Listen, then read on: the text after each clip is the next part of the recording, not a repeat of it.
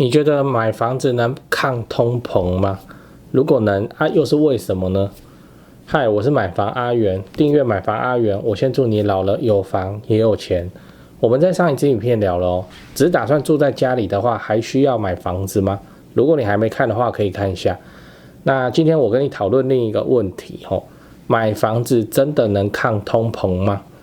先说结论，可以哦，因为房地产就是民生必需品，而且还有土地哦，土地的成分在里面，土地是万物的原料哦。那这个通膨本来就是用土地去抗衡的，那这个房地产有土地的属性，它本来就是抗通膨的东西，而且房子的房屋价值直接跟物价挂钩，当物价上涨的时候，房价通常也会上涨。这个就是为什么买房能抗通膨哦。不信，那我们就来看看这一张图。你看，这个是主计处的统计资料哦，这个物价指数年增率 3.08%。然后你再来看这个哦，信义房屋统计的房价指数，以台湾整体的表现来说，年增率真的是没有低过 3% 呢。你说房地产有没有抗通膨的能力哦？那当然，我们从上面这张图也能看到，有一些地区的表现其实是没有超过 3% 了。那这个就是看你的眼光精不精准哦。只要你在投资的时候把地段列入考量之一，那你的年增率应该都是会超过 3% 的。3% 是平均嘛，哦，所以平均是有上有下嘛，哦，那你当然是让自己去逼近那个 3% 以上的地方啊，哦，其实是蛮高的哦。所以你要知道为什么房地产会有抗通膨的属性。就像我们刚才说的，因为房地产是民生必需品，每个人都有住房子的需求，你想要住公园还不一定抢得过游民呢。那在我认为房地产能够抗通膨的一个关键就是它很符合人性。人性是什么？就是你试过好的就不想要接受差的。例如你国小的时候有没有吃过那个杂货店1块钱的棒棒糖，放那个大罐子里面，你要买拿出来给你那种，那吃完舌头还变色。那如果现在人家免费就要送你吃，你还会想吃吗？我是不会啦。7 的一支10块钱，那个我又不是买不起啊，味道更好也更安全。那7棒棒糖现在多少钱？我也忘了，10块买得到，我不知道，我明天去看一下哦。那同样的，你今天买房子这件事情如果你有能力买在蛋黄区，那你干嘛买在蛋壳区，对吗？所以你先买了蛋壳区，那你有能力的时候，你会不会想要换成蛋白区甚至是蛋黄区？我想就应该不会有人说不想的嘛我就是喜欢每天通勤2-3个小时去上班，然后下班很累了，我再通勤2-3个小时回来，然后看个电影开车要1个小时，去个 7 骑车要15分钟，我就是喜欢这样，应该没有这种变态嘛所以你要了解为什么投资客都买蛋黄区跟蛋白区。投资客会买这2个区域的原因其实就还是回到需求我们很讨厌投资客，但可以去学习他们的眼光，就是像我们刚才说的，买蛋壳区的人会想要换去蛋白区，那买蛋白区的人会想要在蛋白区里面小换大，或是换到蛋黄区。那蛋黄就不要讲了，这个大家都想挤进去，对不对？那我现在看到只有一种人会从蛋黄或蛋白跑去蛋壳这种人就是要退休的人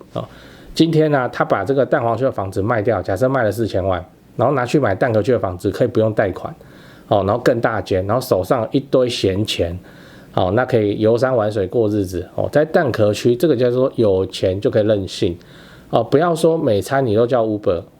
或熊猫你要每天都叫一个20几岁的火辣正妹来帮你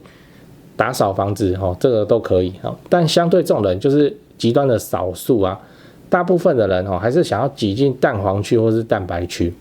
那这2个区域的房子又没有这么好盖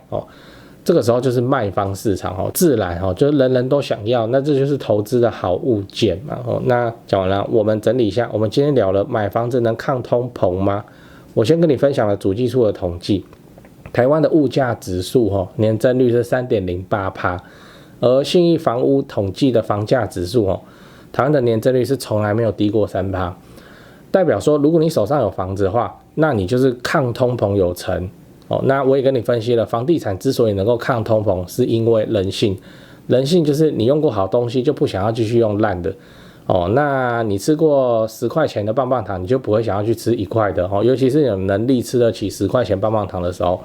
同理哦，今天你上班就在蛋黄区，你就不会想要住在蛋壳区，而投资客会买在蛋黄跟蛋白，也是依循这个道理，大家都会想要在蛋白区小换大，或者从蛋白区换去蛋黄区。但是这个蛋黄蛋白的房子数量又有限，土地就那些嘛，数量又有限，哦，那建商盖的速度又跟不上啊，建商盖出来的又是天价。所以此时蛋黄蛋白其实就属于卖方市场，手上有房子的人讲话大声就对了。哦，那自然啊，那你去做投资自产，对它门槛比那个蛋壳或是包装盒区还要高，可是就它很稳健哦。那最后我想问你，你现在抗通膨有成吗？还是你正在努力中？欢迎底下留言跟大家分享。我先讲一招，这个蛮有趣的哦，分享一下。啊，这跟房地产没什么关系啊，就是抗通膨的一个技法。好，这个是我们那个我看那个前辈脸书写的。总之就是说，我们现在各种信用卡，它不是会回馈点数嘛，对不对？然后你回馈点数的话，什么回馈 Line Point， 很多时候都可以折抵消费嘛，对不对？然后信用卡的话，现在普遍消费的话都有给你1%嘛，对，回给你1%。好，那好一点会到2%哦，那些指定通路会到这信用卡规则你比我还厉害。好，总之就是说，你就善用这些卡，你根据你自己平常消费的通路习惯你去挑选信用卡，然后你就真的去吃那个信用卡回馈的点数。为什么？因为假设它回馈给你2%，现在通膨不是3%，它回馈给你2%，那你就剩下1%的空间需要努力而已呢。尤其很多信用卡刚推出来的时候，那个点数都很多嘛，对啊，这就是抗通膨的一个技法。我后来想想有道理呢，我刚开始还觉得这什么奇怪的言论，我会想想有道理呢。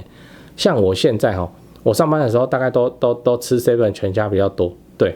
然后我们平常有在消费嘛，所以都会有那个点数。那真的是我 7 全家不管是饮料啊、便当啊，还有水啊、面包啊，我常常是不用花钱的呢，就是送我吃这样。那这个对我来说就是我的抗通膨哦。讲这个嘛，反正讲抗通膨这个，顺便提一下信用卡跟房地产是没关系。好，讲八卦，就是我们对未来真的不可知但台湾短短浅浅的历史就是告诉我们怎么样，房地产是好东西。政治人物在立法院就是用行动告诉我们，房地产是好东西。你可以不明白通货膨胀你可以不明白货币贬值。但你可以抄作业对不对？政治人物的土地房子通常都只会多不会少，那就对了嘛。政策都是他们定的，跟着他们走，那就对了嘛。那这个是比较无脑偏激的言论房地产。但抗通膨这个事情其实还存在一种情况，叫做我们都可以不用去抗通膨。那日子也能过得舒舒服服，那是什么？就是薪资也一起通膨起来。问题是没有就是没有现在的那个最低基本薪资假设是现在的2倍，假设现在最低基本薪资5万多，请问台电要涨10%电价，这有问题吗？没差就给你涨，对不对？问题是就没有然后现在大家也知道，现在的那个薪水跟30年前20年前都差不多，对就薪水没有涨嘛，然后万物皆涨。这就会痛苦嘛。如果我们的政府英明有作为，那就变成人人都是台积电的收入，然后现在这个时代台积电的收入又往上翻几番的话，通膨真的不是问题问题是就没有那所以我们自己就要去找东西来防御自己的人生嘛。好，你去找股票你找股票很危险呢，对不对？20-30年前，你们不要讲那么远10年前的股票到现在你能押对的人有几个？那你即使押对了，能留到现在的人有几个？可是房子不一样呢，房子是不是大家动不动就10几20年这样子在持有？那10几20年这样子在持有，然后都有贷款呢，都有杠杆呢，所以你是开了杠杆去抱住一个资产，然后一抱就抱了10几20年，这个周期在股票市场是应该是没有人这样子干，对不对？股票市场1年就叫长期计划那我们现在房地产5年是基本操作，因为房地合一的 2.0 嘛，对所以我们就是贷款又贷得满满的，然后又给它抱得紧紧的，然后时间又那么长那大环境起来我们就很容易跟得起来而且房地产就很难往下跌嘛。对啊，那你干嘛不去参考一下房地产的游戏规则，对不对？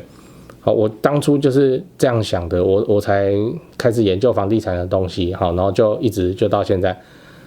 以现在来，未来我不知道，但以现在来说，我没有做错啊。好，那我跟我家人的生活确实是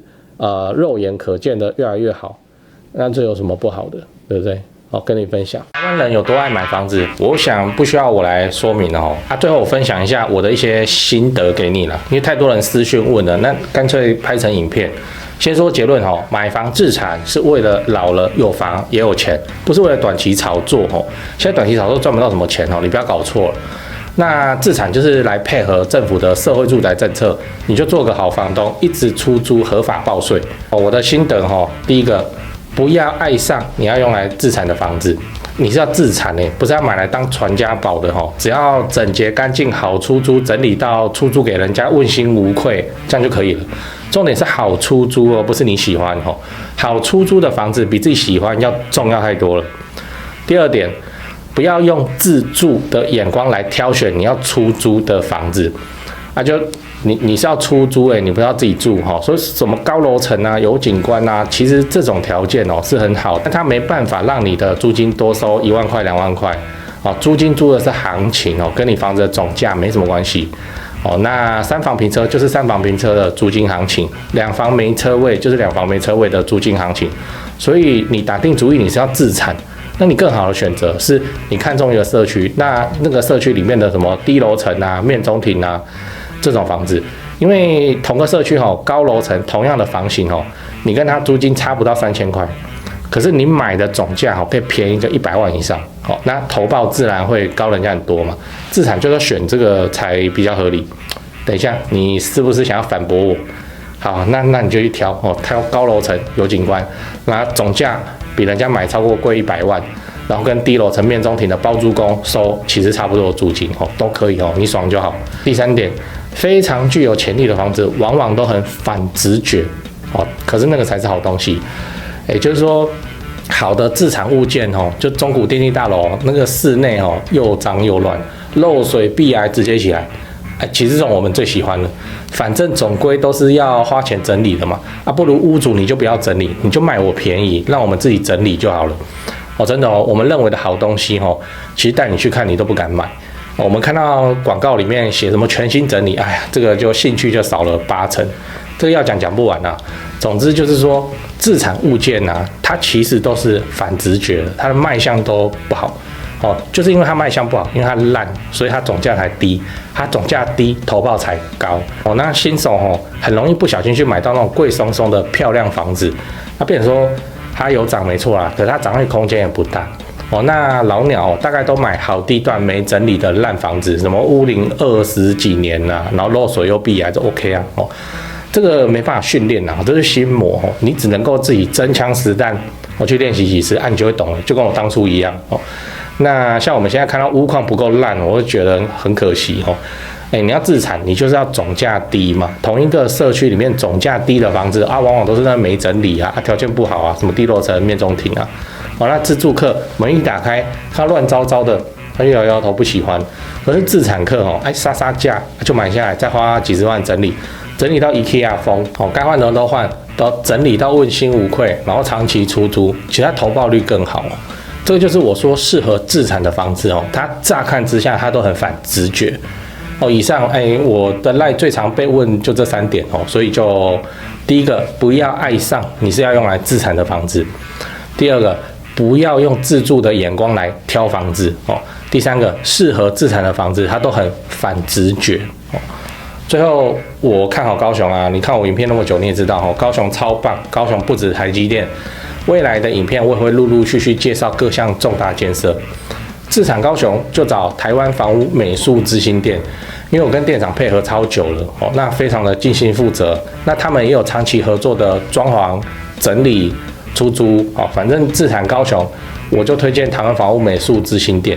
现在就加他们的 LINE 买房阿元观众专用 LINE 小老鼠 go go go go go 小老鼠5个 go请助理立刻丢几个适合自产的房子给你看。记得炒房不好，不要炒房，长期自产出租，配合政府的社会住宅政策，做个好房东。订阅买房阿元，自产高雄。我先祝你老了有房也有钱。